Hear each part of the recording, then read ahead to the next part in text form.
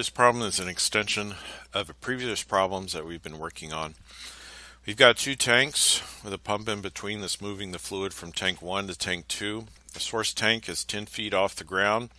Discharge tank is 50 feet off the ground. Both tanks are open to the atmosphere. We've got Schedule 40 2-inch pipe on the suction side and Schedule 40 1.5-inch pipe on the discharge side. Both of these pipes are commercial steel. The length of the suction line is 25 feet. The length of the discharge line is 60 feet. You're told that the pump efficiency is 75%. The extension of this problem, the extra added bonus for this problem, is now we have to deal with frictional losses in fittings. And so we are told there's one 90-degree elbow and one wide open gate valve on the suction line, and one wide open gate valve and one half open globe valve and two 90-degree elbows in the discharge line. And so then what we're required to do is calculate the required horsepower of the pump and then determine the pressures before and after.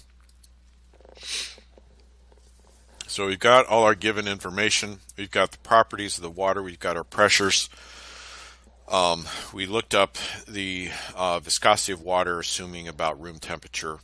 We were given the mass flow rate. Our pressures, both of the tanks are open to the atmosphere, so those are both atmospheric pressure. We've got our information about the pipes. Notice again that the nominal diameters of the pipe, the nominal inner diameters, are different from what they actually are, and so you need to look those up in a table for those pipes for the inner diameters. And then for commercial steel, we're using this roughness factor. So, like I said, this is just like the problem that we had before.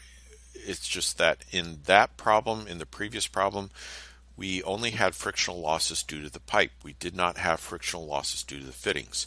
Now we are given these frictional losses, these fittings that we have to calculate the frictional losses for, and then go through and and calculate the pressure, or the power required by the pump. So the first thing that we need to do in solving this problem is we need to get the velocity of the water that's flowing through this pipe. And remember, we are dealing with water, so this is an incompressible flow, so the continuity, the density is constant. The continuity equation applies. Our mass flow is constant throughout this system. And so in getting the velocities on the suction and the discharge sides of the pump, we calculate the cross-sectional areas. We are given the mass flow rate, and so we can calculate the linear velocity of the water on the suction side of the pipe and on the pump, and in the discharge pipe that's on the discharge side of the pump. So you can see that we get these two velocities. We can then calculate the Reynolds number. So the Reynolds number is rho VD over mu, and so we get 1.236 times 10 to the fifth on the suction side, 1.587 times 10 to the fifth on the discharge side. Notice these are both greater than 2300, and so the flow is definitely turbulent in both of these pipes. Now, there's a couple different ways that we can look at. What I'm going to do now is start looking at the losses due to the fittings. And so there's a couple different ways we can do this. We are going to first solve this using the velocity heads, the equivalent velocity heads. And so on the suction side, we need to include one elbow, one open gate valve, and the contraction from the tank to the line. And so there's going to be, and so that's what this refers to, is the entrance contraction that we have in going from the tank into the line. On the discharge side, we're given two elbows, so that's depicted here. We aren't shown the valves, but there's one open gate valve and one half open globe valve. And then we have the expansion from the line into the tank. And so what we do then is we go and we look up a table in one of our reference handbooks of what the equivalent losses are going to be for those fittings. And so for the 90-degree elbow, that's equal to 0.75. These are in terms of velocity heads. Open gate valve, contraction, half open gate valve, and then expansion from a pipe to a tank. So all I've done here is just assemble this information. We haven't done any calculations. These are just looking these values up in the tables in our reference handbook. And so now what we need to do is we need to take a look at our Bernoulli equation. Remember, we want to calculate the power required by the pump. And so that's going to be captured in the head added term. So we are going to apply the Bernoulli equation from position 1 to position 2 to calculate how much head has to be input into the system by our pump. So taking a look at our Bernoulli equation, we can start to apply our assumptions and cross out terms. Both tanks are open to the atmosphere, so P1 is going to equal to P2. Also, the density is constant, and so these pressure head terms are going to cancel out. We assume that the water is incompressible, density constant. That's what I just said. We set the datum at the pump. Right? So I always like to work with the lowest level as my datum. That way I don't need to deal with negative numbers. And so Z1 is 10, Z2 is 50 feet. There's no head extracted. And what we're going to need is the velocity of the water in the pipes to calculate the head loss in the pipes, and also the head losses that we have for the fittings. Another thing to realize is that since we're applying our Bernoulli equation from position 1 to 2, which is the level of water in the tanks, the velocity of the water at positions 1 and 2 will essentially be 0. And so again, that simplifies things by quite a bit. And so what does our Bernoulli equation simplify down to? It's really quite easy. The head required by the pump is going to equal to the elevation difference plus, we can move the head losses over to the other side, plus the head losses, total head losses, which will be due to the pipe plus due to the fittings. So now what we can do is we can calculate the friction factor. And so we know that the flow is turbulent in both the discharge and the suction pipes, and so we can calculate this directly. We can calculate the fanning friction factor. Again, we're using the fanning friction factor, which is different from the Moody, so make sure we're consistent about that. So we got our friction factors for the suction and the discharge side, and then from there we can calculate the head losses due to the flow in the pipes. Again, this is due to the flow in the pipes. This is not due to the fittings yet. So this is just due to the pipe friction. So our head losses here, again, is 2.28 feet and 19.56 feet on the discharge side. And if you look back at our previous problem, you'll see that these are the exact same numbers as what we had before. So now we have to figure out the fittings. All right. And so for the fittings, we're using the velocity head approach. And so all we do is we know our velocity, right? And so we just sum up the factors for each side that we need to deal with and do the calculation. And so on the suction side, we have the gate, the elbow, and then the contraction. We input those values that we had from up here into this equation, multiply by the velocity squared over 2g, and we get 1.079 feet of head loss due to the fittings on the suction side. We do the same thing for the discharge side. We have our two elbows, we have our gate and our globe valve, and then we have our expansion fitting. And so when we do that, you see we get quite a big difference. We get quite a much bigger value of 24.279, 24.28 feet of head loss on the discharge side. And again, that if you are thinking along as you're doing these calculations, it's always a good idea to do that. Compare these. Note that this is much larger than the head loss on the suction side.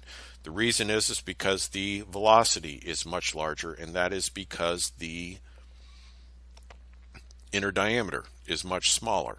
And plus we have more losses because we have more fittings.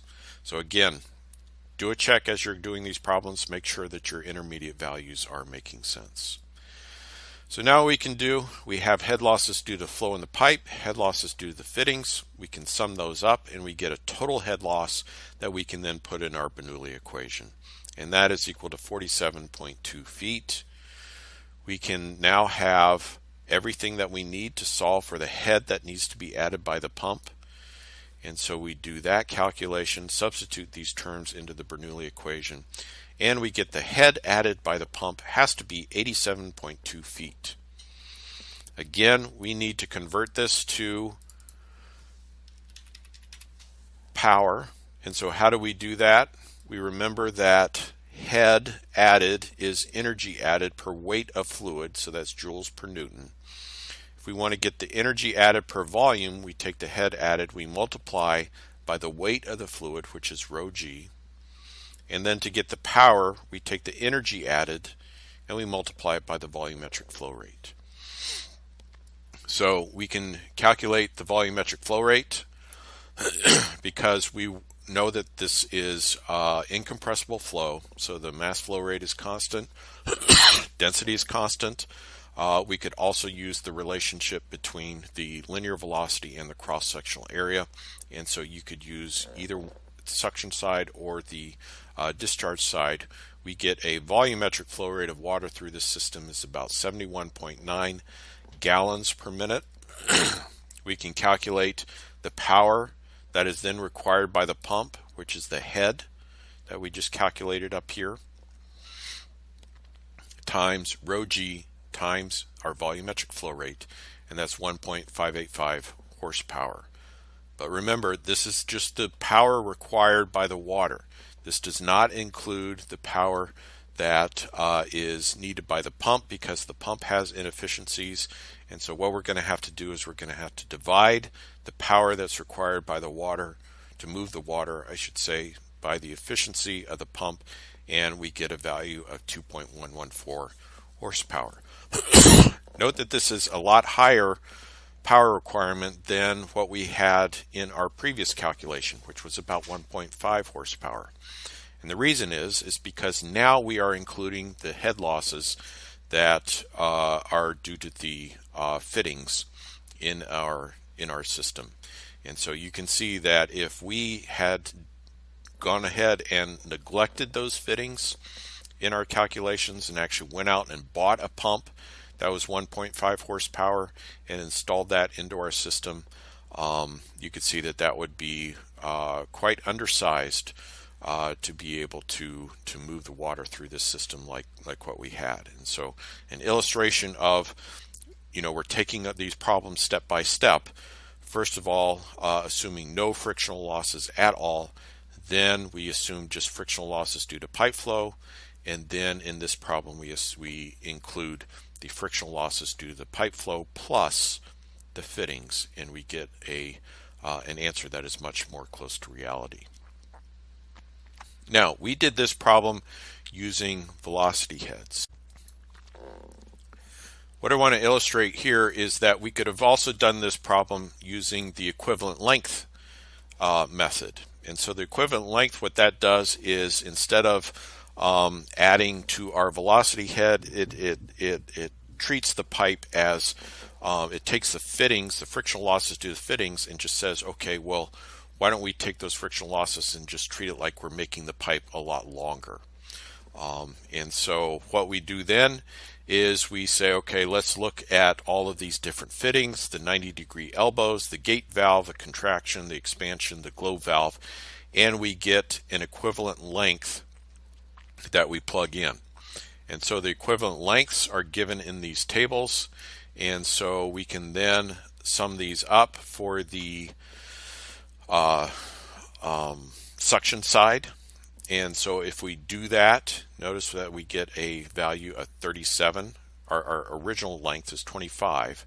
We take the ID, and these are L over ID, so we take the ID of the suction line and multiply that by the sum of these equivalent lengths. you get a total value of 37. So we go from 25 feet to 37 feet. And then from the discharge, we get a much larger value because we have a lot more frictional losses. So remember, that was originally 60 feet, and then we take all these factors, equivalent length factors, input them into our calculation. We get an equivalent length of our discharge line is 141 feet. So what we then need to do is calculate the head losses due to these equivalent length. And so we use these formulas here. We just take the equivalent length. This is no longer 25 feet. This is the 37 feet. This is no longer 60 feet. It is now the 141 feet. And so we get, excuse me, the frictional loss on the suction side is now 3.4 feet, and the frictional loss on the discharge side is now 45.96 feet.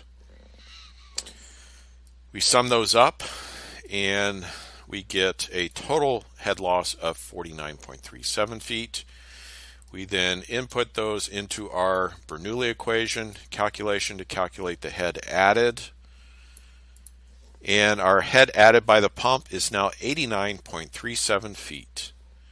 And I'm going to go quickly through here and convert that to the power by taking the head from the pump, multiplying it by rho GQ, and we get 2.167 horsepower.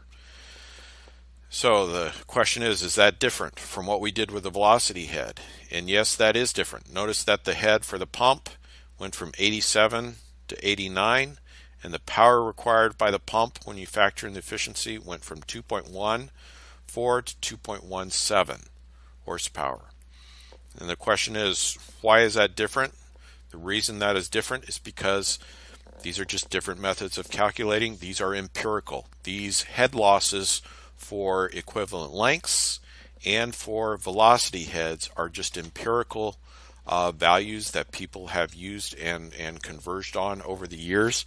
They are not expected to give the same answers, but notice that they would be approximately the same. Probably for a pump like this, you would want to purchase a pump of at least about 2.4, 2.5 horsepower, and you can see that it would satisfy the requirements for both of those calculation methods. All right. The next part of the problem is to calculate the pressure drop. And so to calculate the pressure drop over this system, again, we're going to have to do things step by step because we are dealing with frictional losses and we are dealing with pipes on the suction side and the discharge side that are of different diameters. And so what we can do is we need to calculate P3 and P4. And so the first way I'm going to illustrate it is we're going to apply the Bernoulli equation from 1 to 3 to calculate P3. And then we're going to separately apply the Bernoulli equation from 4 to 2 to calculate P4, and then calculate our delta P of P4 minus P3. So we do this. I've already done this for the other problem. It's not really going to be that much different. The only thing that's going to be different from our previous working of the problem is that this head loss that we're putting in here has to include both the fittings and the pipe. And so our head loss is going to be larger than our previous problem. So we know P1 is the atmosphere. We know that the velocity at position 1 is essentially 0. We know what Z1 is. Head added, there's no head added term in this little subsystem because there's no pump. Head loss, that head loss is due to the pipe flow and the fittings. And so we've calculated that above. P3 is what we want to find out. And the velocity in the suction line, we have to include that because we are we have a finite velocity there. And so that is what we calculated above. We calculate P3 as 17.237 psi. We can then do this on the discharge side. On the discharge side, P2 is the atmospheric pressure. The velocity at position 2 is essentially 0. We're going to set the datum at the pump, right? And then the head losses are what we calculated above. It's going to be the frictional losses for the pipe flow plus the fittings. And so we rearrange this equation, we solve for P4, and we get a value of 55. And we do our delta P calculation of P4 minus P3. That is 38.198 psi. Again, this is extra if you have questions about this. Hopefully you understand what's going on here. But if you remember, the simplest problem that we had at the beginning of this series was we had 2 tanks and we had a pump, but number one, we had no frictional losses at all in our system, 0 frictional losses, and we also had the discharge and suction lines being the same inner diameter.